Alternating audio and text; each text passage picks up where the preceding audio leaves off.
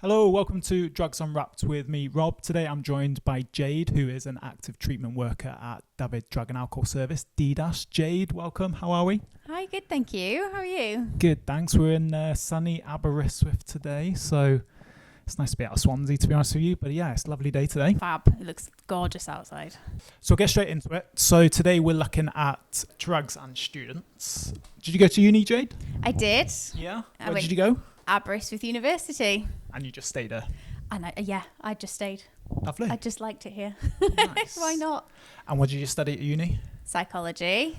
Okay, as every other person does. Like every other person. And it served me well in this job. Yeah. I did psychology. Oh, see? Yeah, it's a good course. Yeah, absolutely. Did you like uni? Yeah, I really Yeah. liked it. Nice. Really liked it. I think it's like probably... My wife doesn't listen to this, so it's probably like the best 3 years of my life. Oh, really? Yeah. Let's just go with that. Yeah. Why not? But yeah. Do you know in terms of uni, right? Do they still do carnage? Carnage? Yeah. Maybe It's it's like got a different name here. It's like an external organisation that come into unis to essentially promote heavy drinking. Oh, do you know, it's ringing a bell. It's ringing a bell. I don't know. They have like raves and stuff here, like Resonate, and there's a bingo thing that's full of drinking. Ah, bingo lingo. That's it, bingo lingo. Okay. Yeah. I'm showing my age. Carnage. It's probably long gone. I don't know. Maybe think it's a thing, and maybe I don't know. I don't think it's a very PC thing nowadays. Probably not. Yeah, I think it's at its time. But anyway, yeah, literally people at the end of carnage would be... Well, it'd be carnage. It'd be carnage, yeah. Pretty much, yeah. Anyway, without reminiscing too much about uni life and when we were young. So Jade, very briefly, are you able to explain in terms of your job, your role, what you ultimately do on a day-to-day basis? Yep. So anybody who presents to DDAS, they would get allocated to a worker, which would be me, and I will support them with their substance or alcohol use towards whatever their goal is. So it could be that they want to remain abstinent. It could be they want to explore controlled use. Whatever their goal is, I'll help them. But we also support their loved ones. So if they have friends or family members, they're welcome to come and speak to us as well. And we'll do our Concerned Other programme with them.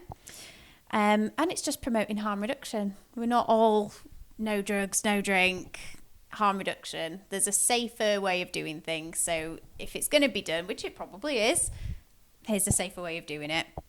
And then just running groups, needle exchange and the uni clinic. Yeah, and we'll get onto that. Obviously, you know, you do quite a bit of work with Aber Uni and stuff like that. So yeah, so we'll... In terms of, so one of the things you do is obviously around the nighttime economy, and obviously kind of focusing on students then, Freshers Week, I assume, is one of the big time of year when a lot of harm reduction information is quite pivotal to get out there.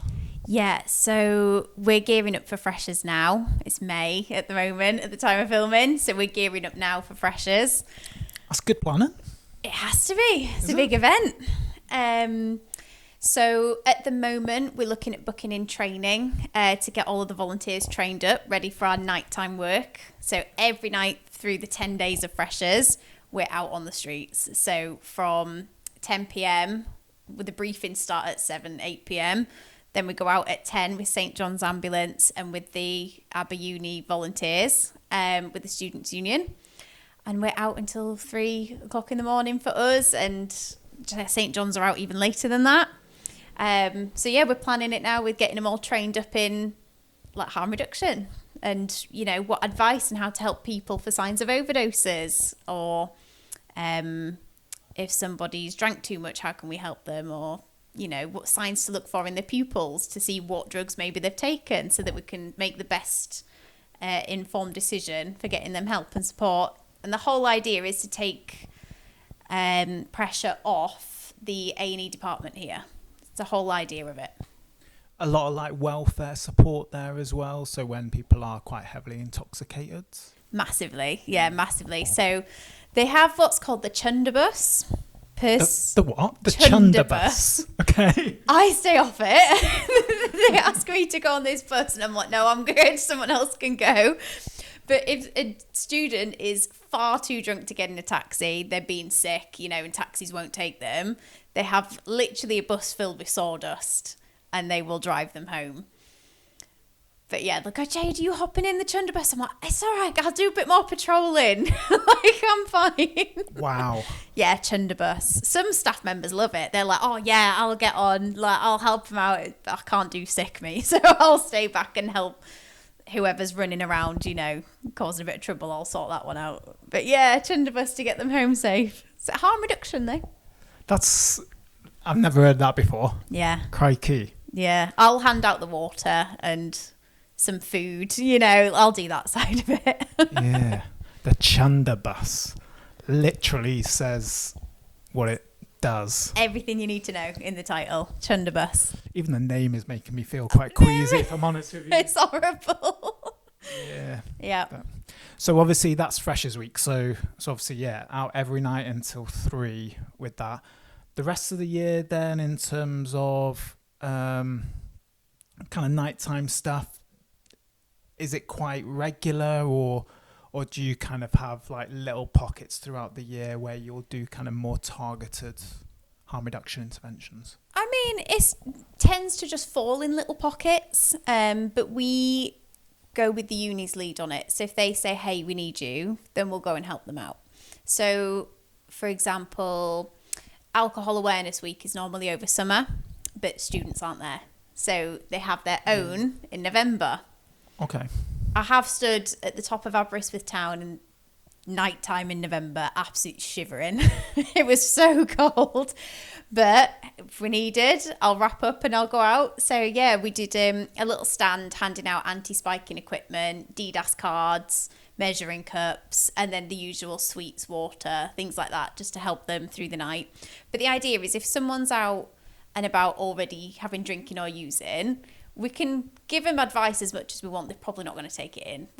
Sometimes they're not even coherent enough to take and retain the info. So it's more just let's give the harm reduction intervention in terms of let's give them the water to break up the alcoholic drinks. Let's try and get them home safe. But if I slip them a DDAS card, then they know where to go if they feel they need it. They might not need it. Could just be, they're young, having a good night and they don't need my support. But someone might go, do you know what, actually, yeah, maybe this needs, to come under control a little bit more. So they'll come to my clinic up at the uni or they can come into the main office. Yeah, we'll come on to your clinic in a bit. Yeah. Do you know in terms of students then, how, when you're doing stuff in Freshers Week and when you're kind of manning those stands, like you said, Alcohol Awareness Week, I guess what I'd like to ask is how easy is it to engage with students around substance use, and also how receptive are they to that harm reduction advice? Because I think back to when I was at uni.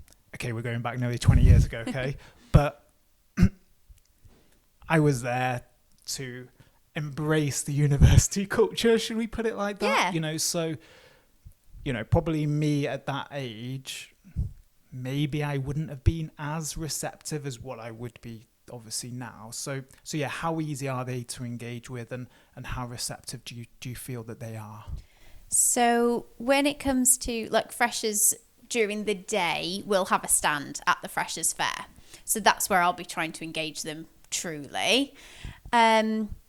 It is a bit of a tricky task initially, but when we do these stands, I'll take fun things to do to catch their eye. So beer goggles, and I'll make it a competition. Like, see you and your mate who can go the furthest without falling over with the beer goggles on. So I'll try and make it more engaging. Or we take the drug boxes so they can come over and go, what is that? I'll go, oh, that's fake heroin. And they get more engaged. It's more interesting then. If I'm just sat there going, don't drink, don't do drugs, that's boring. No one wants to listen. They're just going to keep walking like, oh no, I'm here for for a good time. So I'll try and engage them that way, doing something fun, something interesting, and then I can talk about what we do. And fair play, we have had a few people who have come to us from that.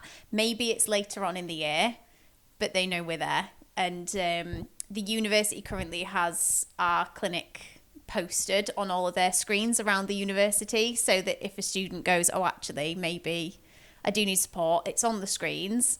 And we've been around all the communal areas. Our posters are now in all of their halls, so it's in the accommodations. Wow.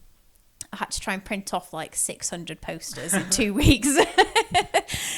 So they're in all of the halls, dual language, Wow.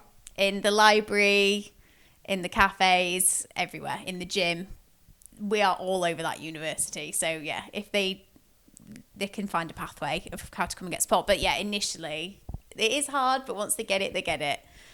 I have also had some people who have been to see us, maybe for support themselves, and then they've gone and told their friends, and they've said, no, they're not going to tell you to not drink. They're not going to tell you to not do drugs. They'll just tell you a safer way and offer you drug testing services like Wedding Us. Okay. So yeah, there's a few ways we'll engage. That's fab. Do you set up any obstacle courses when they got the bear goggles on? Get some hurdles out or something? That's a really good idea. Yeah. Risk maybe not health and safety. Probably will say no, but I love the idea. Yeah. Do you know what I wanted to do? I saw an anti-spiking campaign where people went into clubs and they put a little red flag in people's drinks that says you could have been spiked. I really want to do that, but I need to ask first. So to make people aware, like not to leave their drinks unattended and stuff. Sends the message. If you're dancing and your cup's here, you know. Oh, okay. I'll and you're talking to your friend. Yeah. Even when you're even holding it, you're just looking away from it. Okay. Yeah.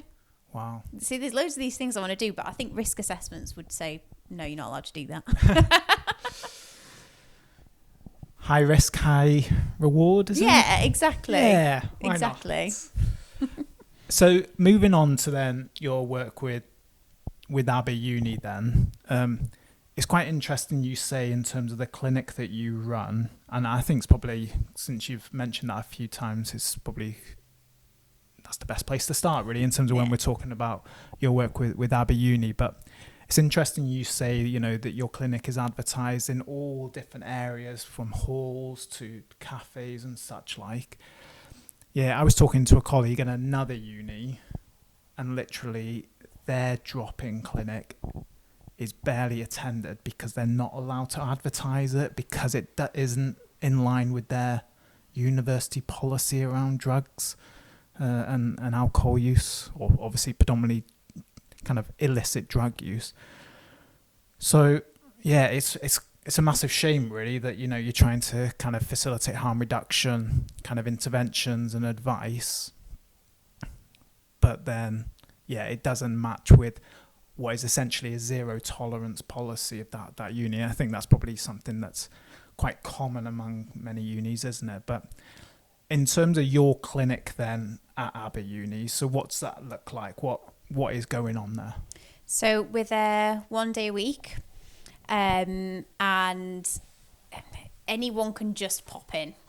Just on a Tuesday, they don't even have to give me a name. If they just want to pop in and ask me a question, absolutely fine.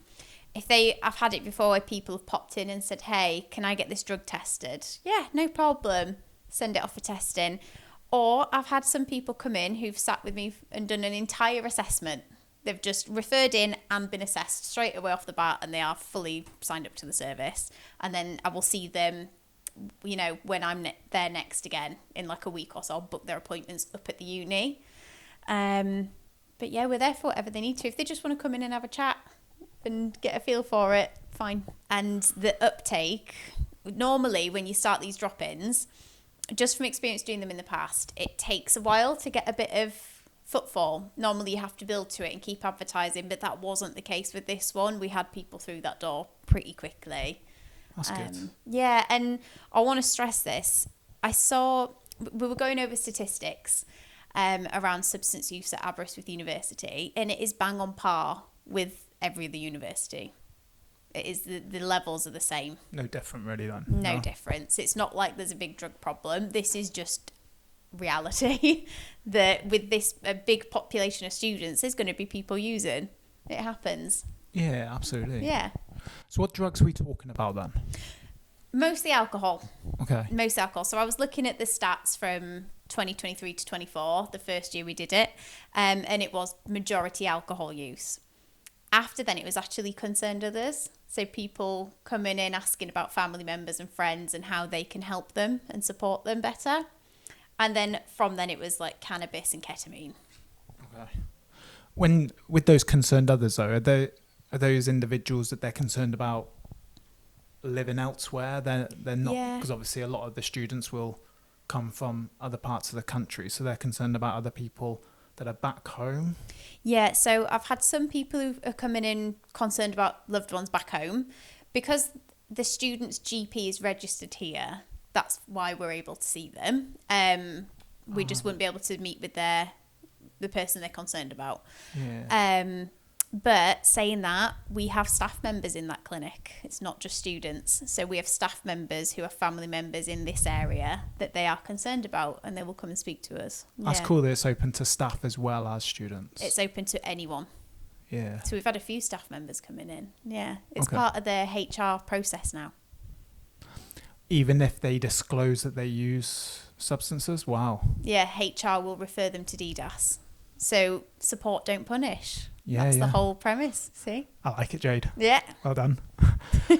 Is that the same then in terms of if a student discloses that they are referred to yourselves? Because again, if we're talking about a zero tolerance policy, it could be that if a student discloses their substance use or they're found to be using illicit substances, then I assume, given a zero intolerance policy, they'll be kicked off the course and kicked out of uni. But from your point of view, in terms of the work that you do with Aber Uni, then yeah, they would be referred to yourself. Yeah. Exactly. So in the past, that is what would happen.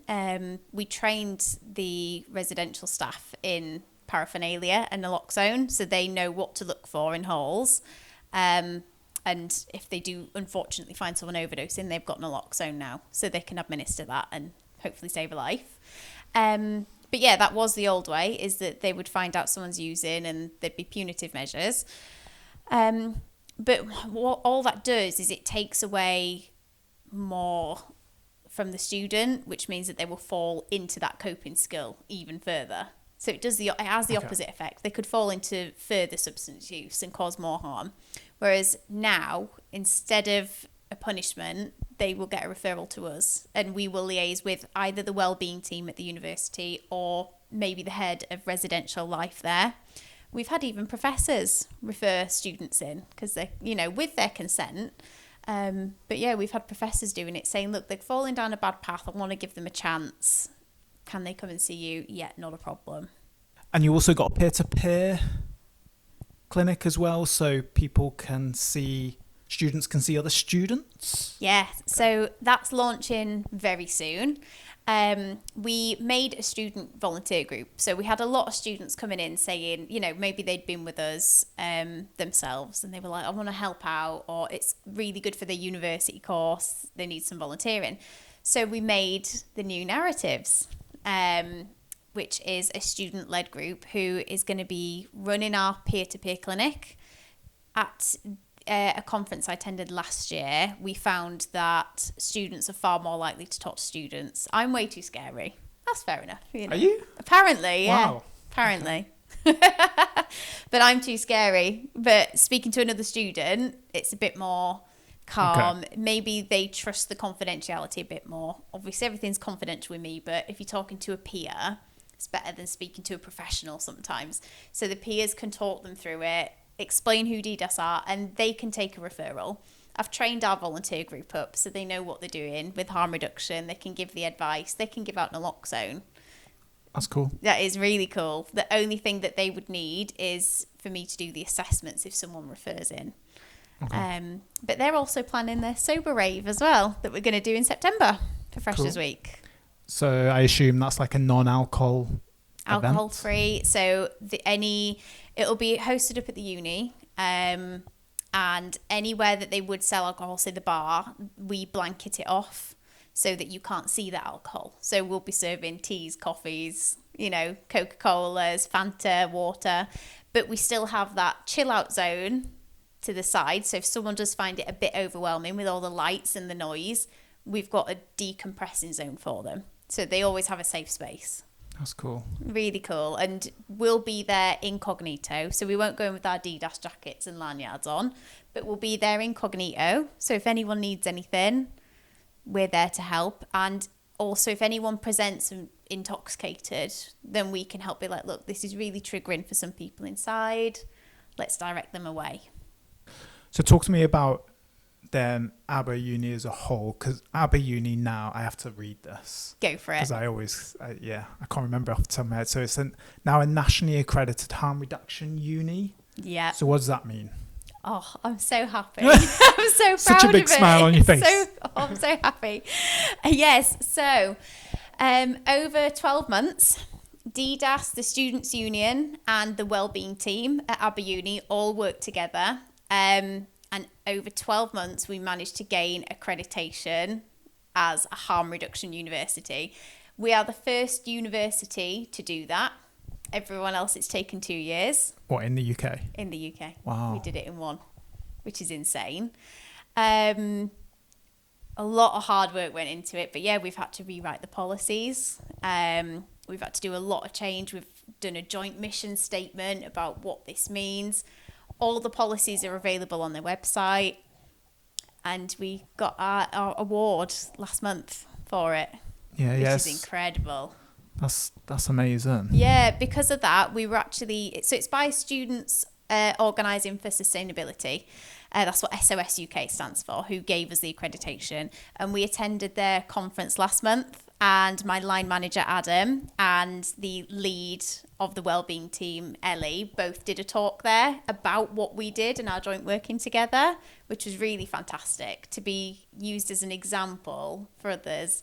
And off the back of that, we had 3 other universities ask us how we changed the policies and what we did. And now we're liaising with them. So what would your advice be then? So when you are getting other universities approach you, go in, how do we do this? How do we get this over the line? What is your answer to that? We used Freshers Week. We went and offered our assistance and help over Freshers with the other services doing it. And that was kind of our gateway in to say, look how much support we gave you and how much we were able to help people. And they went, oh yeah, you know. It also took Adam doing lots of emails. I'll give him credit. Like he did push a lot to try and help out. But we kind of half fell lucky as well, because there was a change in staff over at the university wellbeing team, and the staff members that came in, the new lead, were this is amazing, we need to hop on this right now. And it was with their support and the student union that we could do it. But the advice is keep persevering. It wasn't easy, it took us a while, because as you mentioned before, there's a lot of stigma. Oh, we don't have a drug problem, we don't have an alcohol problem. Keep going, just try and slot in where you can, and you'll break down that barrier. It will happen. How come it took you a year and others tend to take 2? Is it just purely that perseverance and that kind of little bit of luck, and that it just happened in a year? Well, it took a lot of work. We knew a year was our goal. And it was just a case of, we tried to get as much information as possible about what we would be scored on, because you get scored on loads of different elements. And we just worked with it. So we did have a year of the DDAS Uni Clinic stats to work with. So we used that before going for the accreditation, so we could evidence and back everything up. But we found out from attending the SOS conference the year before what we would need and what it would look like and what the right path looks like. So, and then we went for the accreditation the year after. Okay. And you got a certificate up on the wall where we're at. I keep looking at it. Yeah. So, and you were very much part and parcel of that. Yeah, so it was myself and Adam, my manager, from DDAS. We did have some help from upper management as well, like with the policy rewriting.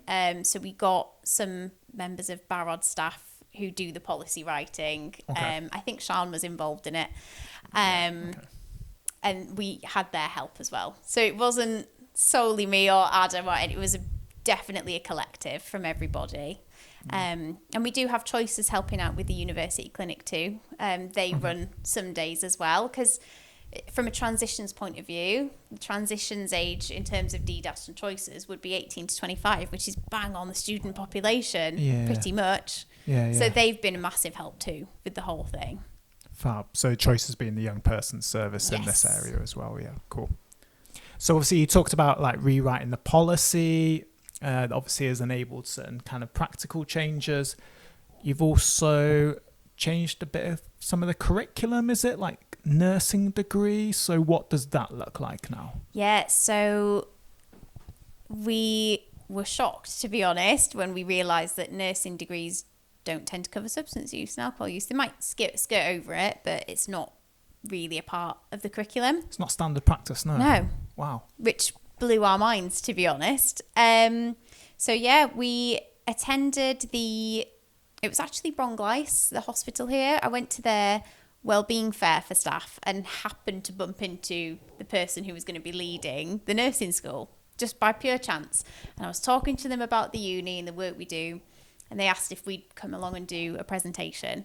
So from that, we've now every single year do a service presentation. So about DDAS as a tier 2 service, the community drug and alcohol team as a tier 3, substance misuse team as tier 4, and the alcohol liaison nurses, or everyone who works in substance use is involved in this lecture that we do once a year to the second year students for nursing. And we also do naloxone sessions as a lecture every single year, and they all get dispensed naloxone. That's cool. Really cool. Because we've had a few times with the hospital ring and say, hey, this person's using opiates, they're getting discharged, we don't have naloxone, so we've got to run up there. I know. What, their hospital doesn't have naloxone? No, it didn't. Really? Yeah, I'm not sure why. I don't know what happened there. I just know I had that call not so long ago. So anyway, we took the kits up for that individual, and we took a bunch of kits up for them, because the ones behind us, nasal sprays, they're not high risk, you know. It's just a little nasal spray. So yeah, we took a bunch of kits up so that they can dispense. But by slowly training up the nursing students, they've got kits that they can give to people as well, and teach them how to administer it. So it's all a domino effect, I suppose. Yeah, that's brilliant. That's really cool. I do wonder if, hospitals can give out.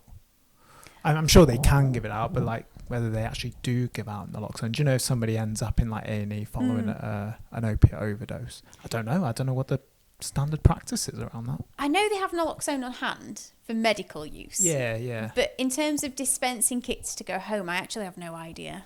Yeah. I don't know that one. Be quite interesting, really, to find out about that. In terms of student life generally, then, I guess we kind of like very quickly skipped over in terms of actual use of substances. Obviously, you mentioned alcohol being the main one, and then, you know, cannabis and ketamine. Is there a general kind of reason as to why people are using those drugs that you come up against? You know, they're kind of 4 or 5 kind of typical reasons as to why people say, okay, this is why I'm using ketamine, or this is why I'm using cannabis or alcohol. I would say the same as the general population. It goes the same for staff members when we have staff members coming to us. But it's a coping skill. So if someone's got dissertation seasons right now, I know dissertations are being handed in very soon. And I remember when I was in university, they're in the library. You know, there's people in the library you know, there's loads of people pulling their all-nighters for... Yeah, and they're in the library going, hey, take this pill, it'll help. You don't know what that pill is. You have no idea. So that's definitely a big one, is stress. And I've noticed the clinic does get busier as exam season and deadlines are coming up, and people saying, I need extensions, I can't do it. And that's when we'll see a little bit more footfall. And then just peer pressure as well. You know, it's your first year at uni, maybe they're all in halls together, everyone's using, they might feel pressured into doing it. I also know that, again, not just Aberystwyth, this is any university. In Freshers Week, sometimes dealers can hang around the halls. you know, because they'll give a little taster. If you like that, come back to me. It's a business for them. Yeah. So we've got to try and mitigate that risk as well and warn people, you know, don't take it off someone you don't know, get it tested, you don't know what's in there.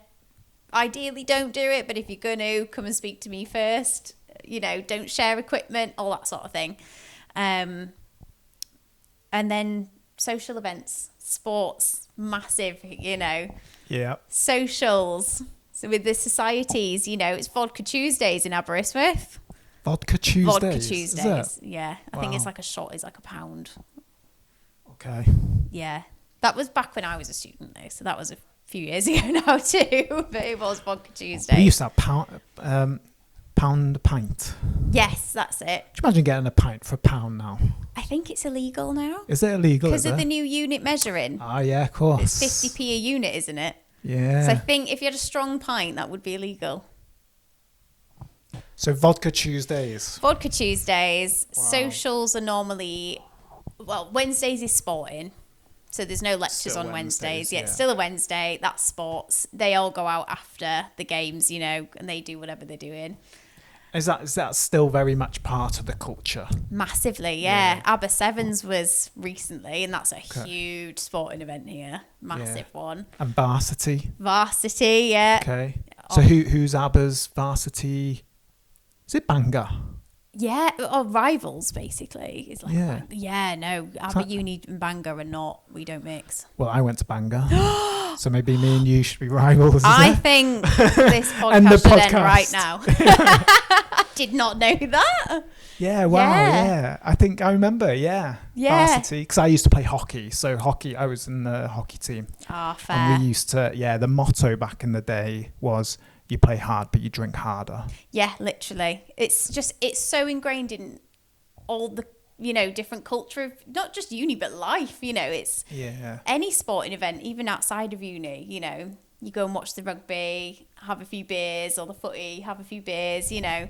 But yeah, in uni, it's pushed probably a bit more, I would say. So that kind of culture, that uni culture, that campus kind of culture as well, there's still quite a strong emphasis around alcohol consumption primarily, yeah. Massively. And again, not just with the students, with staff, because campus culture does have two elements to it. There's the professionals and the students. Yeah. So if you think of staff on staff dues and staff nights out, you know, there's alcohol around there too. And that's a big problem. Is trying to mitigate that risk when people come into me saying, look, it's the Christmas do. How do I try and get around it? How do I try and stay sober in this season if that's what they want to do? And I'll try and help them. Yeah, no, that's fab. I guess kind of like with unis and with students, to a little degree, it is a bit different to real life, isn't it? In terms of the pressures, the culture, you know, like you've mentioned, you know, a few of them, and I'm sure you can kind of go on for a few more as well in terms of, you know, that kind of culture around alcohol consumption within sports, you know, and then you kind of got the added kind of stress and pressure at this time of year with exams and dissertations. So I think, when you actually step back into like, I say the real world, everyday life, do you know, when you're kind of working and stuff, it's very different, I would say, in terms of then, you know, when you're in that kind of bubble for 3 years to a degree, isn't it? Yeah, and you know, in uni, you're living in halls with a bunch of other teenagers, you know. Yeah, they're literally teenagers, aren't they? It is teenagers. Wow. So whereas we might go home, oh God, you know, I've had a long day at work. I'm going to make tea, watch a film, you know, whatever, or go for a walk, go for a drive, whatever it is. In uni, it's more a case of, we don't have lectures tomorrow. Yeah. And then one person starts having a drink and that's fine. Then someone else will join them. Oh, come on. It turns into a big thing because it's just all your mates are around 24/7. Yeah. So it is a bit more of a party vibe, I suppose. A 3-year party. A 3-year party vibe. My mate sent me a thing. It was like a meme. I'm not going to say it word for word because I genuinely can't remember it. But it was kind of down the route of like, we used to literally go out at about 11 o'clock at night. Yeah. I think now I get to bed at like 9 o'clock. You know? I know. 11 o'clock, they start pre-drinking at home. And then there's pre-prees. So like Yeah. you have a drink whilst you're getting dressed and ready, and then you go to the pre-party in the next halls, and then it keeps going. But I'm the same as you. I don't know, maybe it's called getting old, but it's like 11 o'clock. If someone says, let's go out at 11, the horror on my face. What do you mean? Yeah. No, I could not do that. I don't want to do it anymore, to be honest with you. But yeah, couldn't do it at all. So to wrap up then, Jade. So in terms of, we've talked, obviously you mentioned around like sober raves, they're coming up. Are there any other things that universities can do that can be implemented to ultimately help just generally reduce the harm associated to whether it's alcohol use or whether it is to any form of other substance use? Yeah, so knowledge is power. Our plan is to keep up with the training. We've got another 7, I think, training sessions booked in. Adam, my line manager, is actually meeting with one of the lecturers in the psych department soon to try and integrate students into DDAS earlier on in the student cycle. So in earlier years rather than later ones. Okay. So they can have that support throughout. Keep up with the lectures. Wellbeing stands. So we will continue to put these information stands out there in the community. You know, it's in Aberystwyth, it is a student population mostly. But still having these stands around the town and up at the university, leaving our cards everywhere in the public spaces, and going into pubs. We've done that too. We take our leaflets into the pubs where we know students are going to be, so that they can do it subtly. They can just pick up a card on their way out. Don't have to tell anybody. Yeah. Keeping it, on the down low. Yeah, absolutely. Cool. Jade, anything else you want to add? No, just thank you. I've enjoyed it. Cool. It sounds like, you do some awesome work, and obviously you worked very hard to kind of get where you are, really, which I'm sure is reaping the benefits. Yeah. Getting the award and, having it now an accredited uni with whole new policies, like all the hard work's paying off. Yeah. But it's important for us that now that we've done that, we don't stop. We need to keep going. Like, that was a big milestone, but that doesn't mean, okay, we've done it now, we move on. We've got to keep going and keep learning and keep up with these initiatives. So I'm just looking forward to the future and the next plans we've got going up, Keep going. Yeah, keep on going. Absolutely. Jade, thank you very much. Thank you for your time. And to everyone else, we will see you soon. Bye-bye. If you have been affected by any of the issues discussed in today's podcast, please reach out.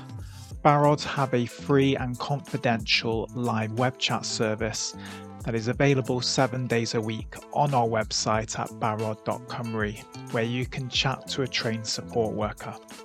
Alternatively, you can contact Wales's National Drug and Alcohol Helpline, Dan 24/7, either by calling 0808 808 2234 or text Dan to 81066.